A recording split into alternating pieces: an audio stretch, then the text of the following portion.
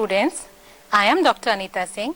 I welcome to the second session of chapter Living World, first chapter of class 11, Biology.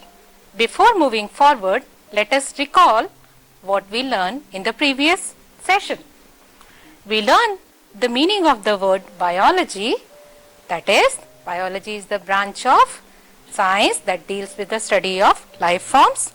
Meaning of word living, the defining features of living organism. You able to remember that metabolism, consciousness and cellular organizations are the defining features of the living organism.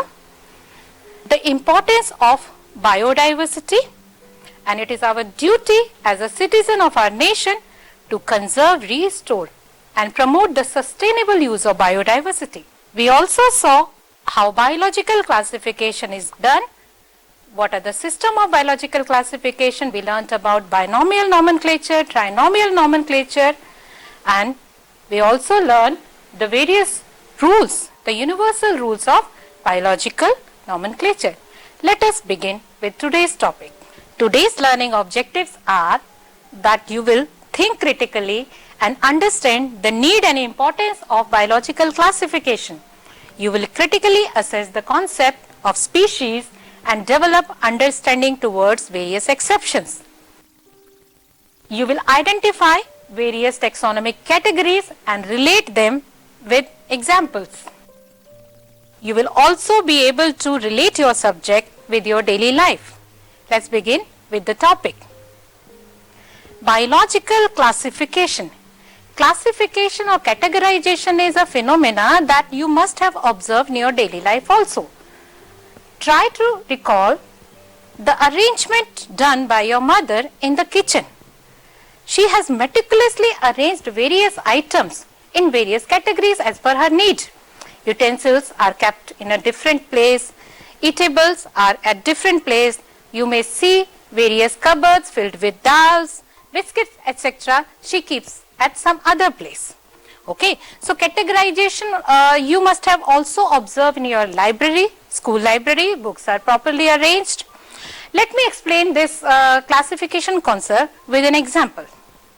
Suppose you stepped in a room that is filled with 1,000 books, and if I ask you to take out class 11th NCERT biology textbook, will you be able to do it? I don't think so. For that, you need to identify all the books, arrange them or categorize them depending upon various aspects. You may consider the standard of the book, or whether it is a textbook, it's a reference book, or is it a sample paper. You will categorize things based on similarities and dissimilarities, and then you can keep these books in different racks. Then if I ask you to take out a particular book, you can easily take it out. Secondly, another benefit of the categorization is, suppose I give you a book to keep it in a rack. Then what will you do? You will compare the aspect of that book, like the language you can compare, the subject you can compare the standard of that book belongs to which class, and then you can find the similarity in that particular room or in racks, and then you can keep that book in that particular rack. So categorization is basically, or the biological classification is scientific procedure of arranging organism into groups and subgroups. Similarly with the example that I have explained you, where you have arranged books into various racks.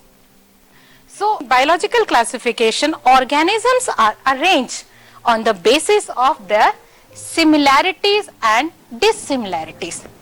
Let us discuss the importance of biological classification. When you do the classification, it facilitates the easy identification of organism. You can easily identify, you can easily relate to which organism you are talking about.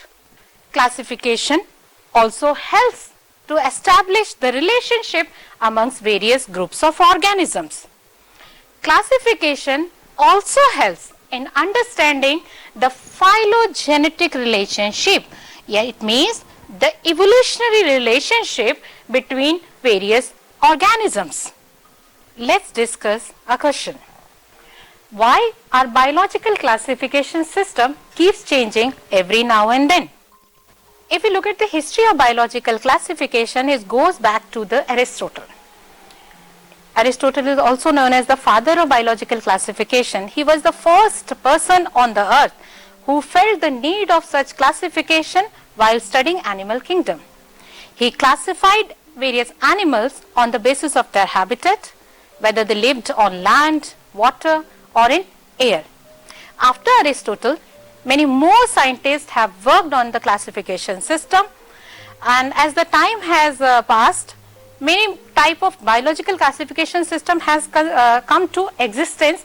For example, 2 kingdom classification, 5 kingdom classification, 3 domains of life. All these type of classification you will learn in next chapter. That's coming back to this question. Why biological classification system needs the change? In the previous class, we studied about the biodiversity, how our world is full of variety of living organisms, and out of which millions of the plants, animals and microorganisms that are found on earth have been identified. They have been given proper biological names, but still there are new species that are being discovered to the world. New characteristics of these species are being found. So to classify these newly discovered species with new characteristics, the system needs a change. The system needs to be updated regularly to incorporate this new group of organisms. Let's discuss various branches of biology that deals with the classification. The first branch of biology, known as taxonomy, this is the branch that deals with identification, nomenclature, and also with the classification of living organism. The term taxonomy was given by de Candolle. When taxonomy is dealing with the identification, nomenclature and classification, it takes account many features like external structures, internal anatomy of an organism, cellular structure, its relationship with various other organisms. Go to the next branch of biology, systematics. This is made up of 2 words, systema, that means orderly arrangement, and the term was given by Linnaeus in his book Systema Naturae, was the title of his book or publication. If we compare taxonomy with systematics, then we can say taxonomy, if we will add evolutionary relationship along with the taxonomy, that is systematics. Let's begin with the taxonomic categories. Taxonomic categories are actually sequential arrangement of various taxons. What are taxons? Taxons refers to a category or rank. Let's understand this with an example. Suppose there are 35 students in a section. Let's consider this section as it's a section. We are keeping 35 students in a section. All these students are different. They are different individuals, but still they are kept in a particular section. Why? Because all of these students are must be studying particular common subjects. For example, let us consider this is a biology group. All students must be studying chemistry, physics, biology, etc. A particular set of teachers would be teaching these students. So they have some similarities. Along with that, all these students are different individuals also. Fine. Let's consider there are 4 sections: section B, section C, section D in a particular class. All these sections are kept in a particular class. Let's say this is a 11th class. Okay. So all these sections are there in class 11th. but these sections are different. The students inside the sections are also different. These sections will also share some common things. What could they have been? Students of these sections have passed class 10th result. They must have secured a particular percentage to get the admission. Along with that, they will be studying different subjects too. Okay, so there is some similarity as well as some dissimilarity. Like I mentioned that these sections are there in class 11. There will be 12 classes there in that school. Class 1, 2, 3, 4. Similarly, it will go on up to the class 12. And all these classes are there in a school. Okay. So what is common in these classes? That they all students are coming to the school for study. They are wearing similar uniform. So there is again a similarity as well as there are dissimilarities. So with this example, you can understand how the hierarchy in the school works. Okay. This is the largest group and this will be the smallest group. Similarly, when you are studying enormous variety of organism, you need to devise a convenient way to study them. This is why the living organism are arranged into various categories based on their similarities, dissimilarities, and each category is called as taxon. Okay. So the term for the category is taxon. Taxon also represent a rank. Let us understand various taxonomic categories. There are 7 taxonomic categories starting from kingdom, which is the largest and most diverse group. Then phylum, class, order, family, genus and species. Species is the smallest and least diverse group. You can compare kingdom with your school in the example I had given, and species you can compare with the students of a particular sections, and you will understand the school was a most diverse group, and if you look at the student, it was the least diverse group. Let's understand the concept of species first. The term was given by John Ray and the concept was given by Ernst Mayr. He is also called as Darwin of 20th century. Mayr was awarded 3 prizes and they are widely regarded as triple crown of biology. The Bulgen Prize in 1983, the International Prize for Biology in 1994.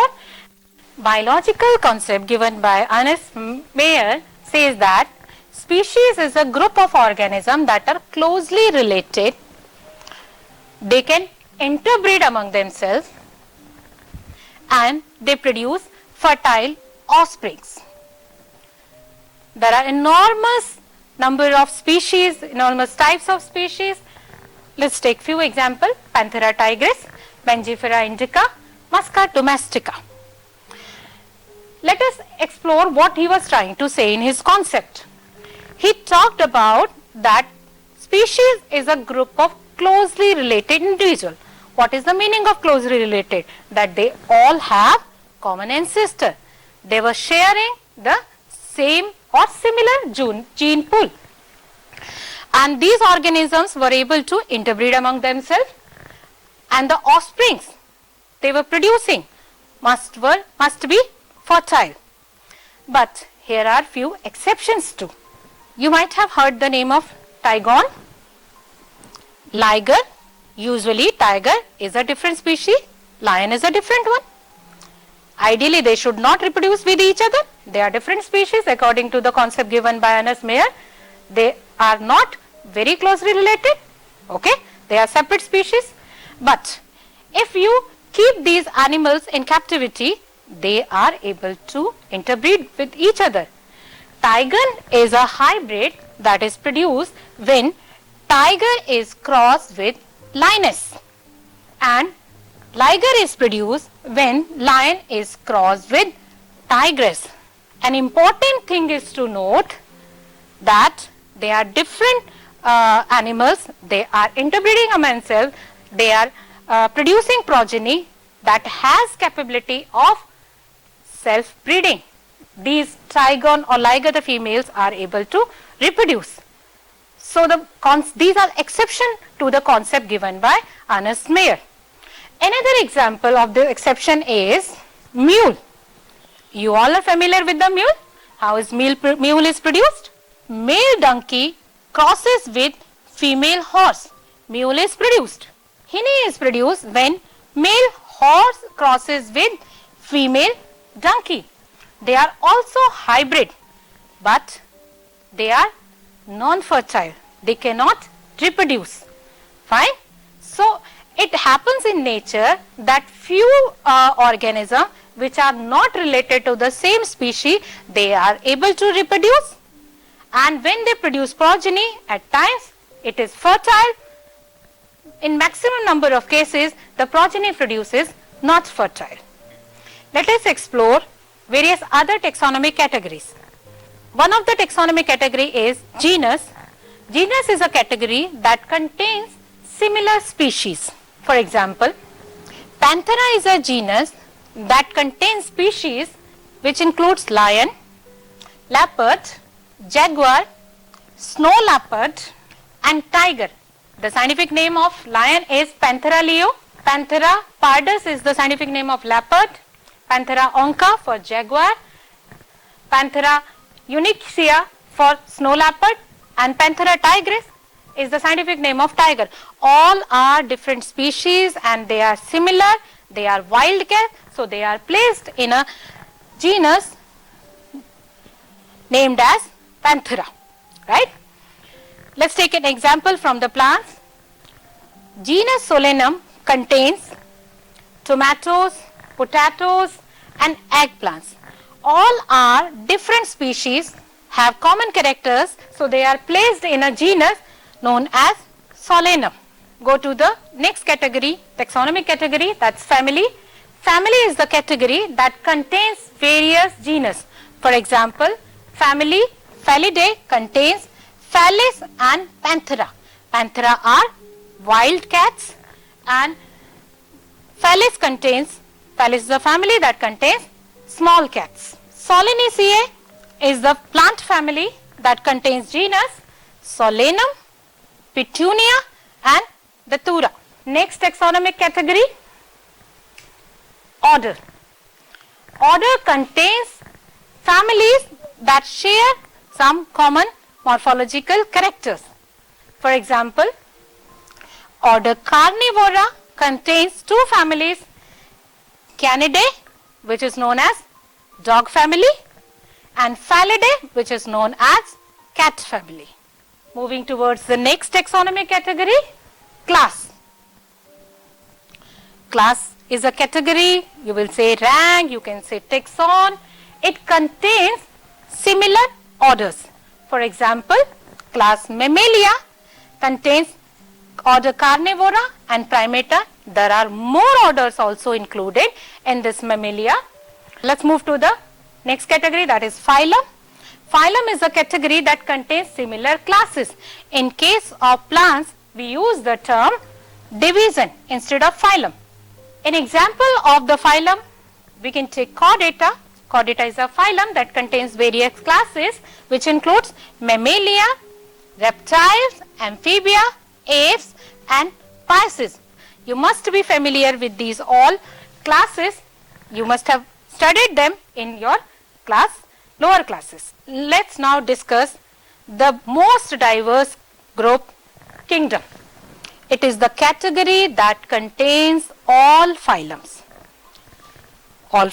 Like kingdom Animalia, it contains all the phylum like Chordata, Mollusca, Arthropoda, Echinodermata, Protochordata, Hemichordata and many more. Let's take few examples. We will discuss about their common name, how they are classified. We will discuss about various categories, taxonomic categories of these animals.